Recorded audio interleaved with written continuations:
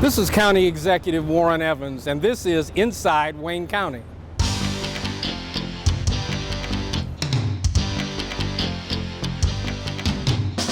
Hello and welcome to Inside Wayne County. I'm your host, Lloyd Jackson, and this show is designed to give you important information and also keep you informed about what's going on inside Wayne County government. On a previous show, we talked about Wayne County economic development. Today, we'll delve into community development and what their role and responsibilities are to the residents in the various Wayne County communities. My guest today is the Director of Community Development, Leen. And Ann, thanks for being here on Inside Wayne County. Of course. You know, we like to always start off, Ann, by kind of introducing the guest to the residents of Wayne County. So let's start and find out who Leen is. Let's talk about where you grew up, your education, your work history. So I grew up in Dearborn and went to Divine Child, and then went to the west side of the state to attend Aquinas College, and from there I joined the United States Peace Corps, Wow, okay. where I went to Paraguay for 4 years. And when I came back to Detroit, I knew that I wanted to serve in Detroit on a comparable capacity with Peace Corps, and really there were so many opportunities. So I spent the last 12 years working in low-income housing and access to basic needs for underserved families. It's been a great ride, and I love to be able to serve families that need assistance. But a few years ago, I realized that I couldn't affect the change I wanted to affect, and I wanted to be able to address policy change, which is how I landed here at Wayne County, where I have been for a little over 4 years. Let's talk about community development now, and what is it like day to day in your office? Tell me what you do. I'm not sure there is a day-to-day. Kind of different every right? day. We manage a pretty significant amount of funds that come from the U.S. Department of Housing and Urban Development, and those come with a lot of rules and regulations. But it's our job to operationalize those rules and regulations for the families, communities that we serve. So every day is different. Sometimes we're working with families on down payment assistance, and sometimes we're working with communities on how they look at their needs and trends and then make that a program. We interface directly with the commissioners and try to help them identify needs in the communities they serve. But ultimately, these funds are used for low to moderate income individuals and areas, and how do we help those communities become more vibrant and sustainable spaces to live. The new Department of Health, Veterans, and Community Wellness, community development is a part of that now. It's like under that, it's like an umbrella up under that. How do they tie in when you talk about health, veterans, and community wellness, and then community development? Well, I think it makes perfect sense. I think community development can sometimes just be about the household or just be about the neighborhood. And we have to talk about the whole person, the whole community. So if we have veterans living in those communities, how do we address their housing needs and other emergency needs they may have? How do we then talk about health? How do we talk about the children that are in those households and environmental needs? If we have families that are facing issues with children in juvenile detention or juvenile services, we can address all of those needs. The intention here is to have a no wrong door approach, and that's what we want for community development. It's just hard to do when you don't have all of the resources together, and now we do, and we can really affect change on a higher level. You were talking about the federal funding that community development gets. Can we kind of get specific and go to each one, like CBDG? What is that? How does that funding get to the county, and what is it used for? Sure. So Community Development Block Grant, which is CDBG, comes through a formula allocation. It's dictated by the number of people that live in an area and the number of low to moderate income people that could be served. Okay. We receive about $5 million annually, and then we facilitate those funds out to communities that have need and have demonstrated an ability to facilitate those funds. And we do anything from public services, chore services for seniors, to domestic violence homeless shelters, all the way to building of bridges and sidewalk repair. It's an important tool in the toolbox for community developers at the local level. But to your point about our move to the new department, we really see this as an opportunity to look at these funds as a tool to move the agenda around change for communities, Yeah. real impact-driven, outcomes-driven change. And I think that's what's so exciting about being part of this new group and the intention for these funds. We also manage everything that we manage is out of the United States Department of Housing and Urban Development. So HUD, okay. Right, HUD. And we manage home and emergency solutions grants. And those two funding streams are specific to housing, down payment assistance, tenant-based rental assistance, but really, again, about how do we get someone housed sustainably, safely, and now, with this new group, be able to say, what are the other needs around housing? There's also services like deconstruction, the deconstruction program. Talk about that if you could. So the deconstruction program is one that we're very proud of, and HUD has given us several accolades and an award for that project. We were given money through the stimulus package in 2009 under neighborhood stabilization for demolition. We said to HUD, and I think this sort of speaks to our interest in being partners, we said to them, we could show up with a wrecking ball and a bulldozer and knock a house down, and we know what the price is, but if we want to be able to impact change and have different returns on that investment, creation of jobs, ability to sustain a neighborhood by pulling products from a house and giving it to the neighbors, ability to have salvage materials on the back end and reducing what we send to a landfill. So HUD said, you can do it. It sounds crazy and like a lot of work. But we met with two partners, Sarah Metro Jobs for Progress and Southwest Housing, almost 3 years ago, and said, how do we get this off the ground? And they did it. They worked tirelessly to put kids to work who had been ex-offenders or left the juvenile detention facility or were aged out of foster care, trained them in construction and deconstruction programming, and then took down 112 houses by hand. We're very happy to say we could salvage 80% of the materials from those homes, which were sold in warehouses with EcoWorks or Sarah Metro Jobs for Progress.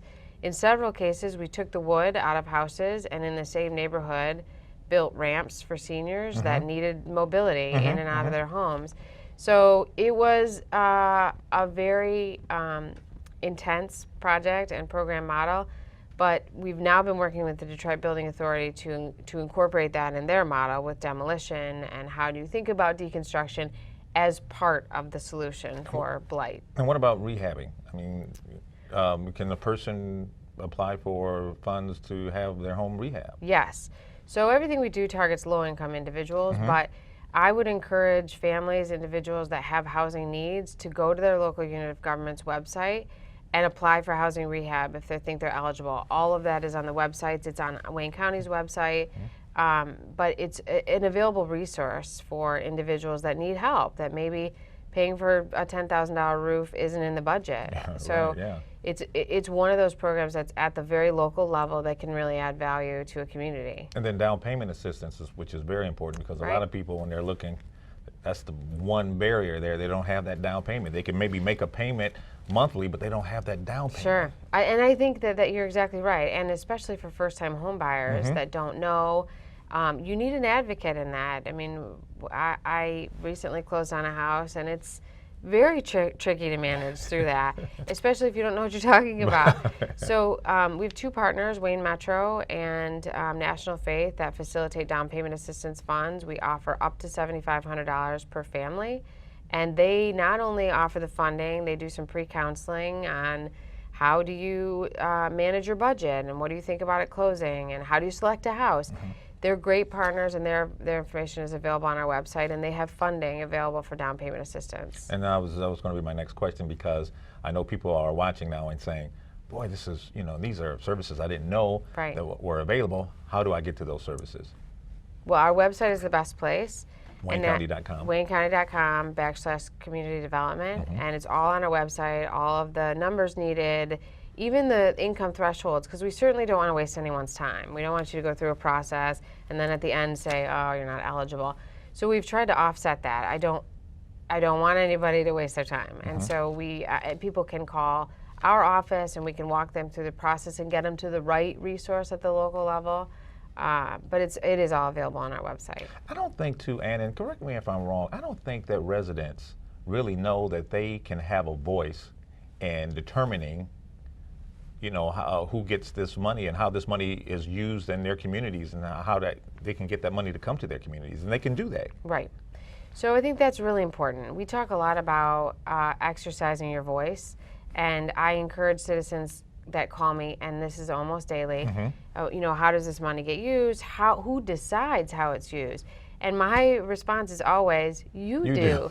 And people don't understand what that means. So without diving into the nitty gritty, it's important to note that these funds have to be publicly acknowledged. So every community that gets money has to say to the community residents, 14 days prior to a public meeting, they have to say, I'm having a public meeting, and this is what I plan to talk about, these funds, how they're going to be used. And I would encourage residents to go to those public meetings. I know it's difficult during the evenings, people have families and busy lives, but they can always call our office to find out how the money is used at their local level. And if we know when the meetings are being held, we will make that information available. But exercising your voice is critical, because otherwise we and the local units of government don't know what the need is and then how to allocate those funds. And a lot of projects have been completed with the help of the community development part of Wayne County. And residents, I'm sure, are wanting to know, well, who determines who gets what and how much that community gets? Sure. So that is done by a formula design. It's dictated by the amount of people that live in a community and the amount of low to moderate people that live in any given community. Currently, it's a formula allocation. As we move forward, I think we'd like to think more about what is the need and then what is the potential outcome to drive those funds in a more impact-driven model. I'm sure you get though requests from communities that are close together and they all have needs. Does each community have their specific way of getting funds, or do you kind of allocate, well, we have so many funds for this area? How does that work? Each community gets a certain pool of funds, and then they decipher from there how they're going to use it. And it should be driven by community input and needs, but sometimes it's not. Sometimes communities do the same projects because that's what they've been doing, and sometimes communities need help identifying need. I can give a great example. Okay. Hamtramck it gets a significant amount of funding, and we worked very closely with them to identify highest priority needs, which for them was access to parks and public spaces. They just did a groundbreaking for $500,000 worth of 3 new parks. It's a fantastic project. They needed some help, but their staff stepped up to the plate. They wanted it to be about needs and access for the public, and then they got it going. We helped, but only because they asked for help and they wanted it to be about real impact. And that's another question, because a lot of times people feel that once funds are allocated to a community, you just kind of go away and you just let them kind of fend for themselves. It's not like that all the time. No, there's a lot of interface with the communities, and that's how it should be. This is community development. If we were to hand over money and say good luck, we would have, first of all, we create liabilities because there's just a lot of rules. I mean, really and truly, environmentally specifically, and we want to help them. That's our job. And someone from my office is talking to a community at least a couple times a day, and that's how it should be. It should be a dialogue. It should be a partnership, and that's sort of how we drive these funds. And it's a good way too of getting to know the community and the people who are running these communities, and for the county to stay in touch and just kind of know what's going on. Sure. Now, there are a lot of projects that have been completed, some that are kind of in the hopper. Let's kind of talk about those, some exciting things that are happening with community development. Sure. So we have one of the projects that I think is really exciting right now in a partnership with Detroit Recovery Project. We are working with ex-offenders to get them into housing through tenant-based rental assistance, which comes out of the home funding. And to date, we've placed 28 individuals in housing. Of those 28, 24 of them have sustained housing and remained sober and found jobs, which is a fantastic success, and that's a very hard, high-risk population to house. So, but again, that was about a year of program modeling and looking at best practices with Detroit Recovery Project and their team before we could get it off the ground. Another project I'm excited about, and we have a groundbreaking on August 13th, is 84 units at 7 Mile and Myers for seniors with Presbyterian Villages and Hartford Church. Hartford Church, yes. Yeah, and they are going to do a $17 million new construction development for seniors. They are almost entirely leased up, but I would encourage Already? people, yes, to Wow. go to their website or join us on August 13th at the Northwest Community Center for the groundbreaking. But you know, we have $1 million in that project. It's a huge $17 million project, but we're partners with the City of Detroit, with HUD, with PVM, to make sure that housing is available for seniors that need housing that's safe and decent and affordable. It seems to me that it's a big demand for senior Right. housing and affordable senior Right, housing. absolutely. And seniors that are living in their houses that can't sustain it any longer, if moving to an affordable housing space where they have assistance is their need, certainly we want them to go that route. But if going to a single dwelling like a condo or townhouse makes more sense because there's community and there's safety and there's access to public transit or whatever the need might be, then we want to make that available. And it's not right now in the City of Detroit, and Presbyterian Villages is moving the needle on that. We talked about this a little bit ago in the office, and we were talking about how there are so many projects, and there are a lot of big projects, and the community development through the federal block grant funds and the other funds that you guys have, you know, lend money or give money to these projects, and sometimes it's a small amount, but it really ends up being a big amount because a lot of times it's gap funding, Right. and they couldn't complete it Right. without help. Right, absolutely. And I think we can give you several. I can give you several Sure. examples. Vista Maria, they created dorm space in Dearborn Heights on the second floor. They couldn't have finished the project without our $500,000. Neighborhood Services Organization, when they redid the Yellow Book building, which is now the NSO the Bell NSO building. right? Uh-huh, That was also a multi-million-dollar project, and we allocated $500,000. And I see them regularly, the development team, and they often say, we couldn't have done it without you. And it's about your ability to step up to the plate, your ability to make it easy for developers to use the funds and follow the rules and make it part of their current process. They have all these other lenders. You know, it's not our job to add complications to it. It's our job to simplify it and be a partner. Well, you know, we get all of the accolades. You hear all the accolades about the big ticket projects, you know, that are going on, you know, throughout the city and Wayne County, and you don't hear as much about the community projects, which are very important and are really has something to do with the quality of life of communities. Why do you think that? Why do you think you don't hear as much about those as we do about the big ticket items? Well, I think it's because there's less money and because they're a little bit more scattered. But we try to highlight them at the community level and have groundbreakings and ribbon cuttings and celebrate that, because what I know is that the community development director in Hamtramck or Romulus or Huron Township is working night and day to get these projects up and running. So I think in the partnership model, we celebrate that with them, and sometimes they get the accolades they deserve and sometimes they don't. But importantly, if a senior stays in their house or a young mom, a young family gets moved into a house because of $7,500, to me, it's just as value added as the $500,000 that we put into NSO Bell. They all hold weight, it just looks different. How do you feel when money is put into a project is finished, they have a groundbreaking, the people come out, the communities come out, and everybody's smiling, everybody's happy, and you see the result of all of that work and the planning to get that done? What goes through your mind? Well, when I look at my desk and I see the piles of paper and I think to myself, oh, I'm never going to get through it all, it's when it's not the bricks and mortar piece. That's important. But it's when a family or a previously homeless individual or a veteran or an ex-offender can say, I live here, this is my home, and you know that you had some sort of role in building that. That's huge and makes you look at the piles of paper on your desk because there's something on the other side of that. I'll tell you that the one story that I think about all the time is at an event 2 years ago at Detroit Recovery Project. This man stood up. He had been in and out of jail for several years, and he said, I got a job because of this program, and everybody clapped. And he said, no, don't clap because I got a job. Clap because when I get off of work, I can put a key in a door that I can call home for the first time. Wow. And I thought to myself, that's exactly why I do it. And that's exactly what community development should do. And Leen, Director of Community Development, thank you so much for being here on Inside Wayne County. Thanks for having me.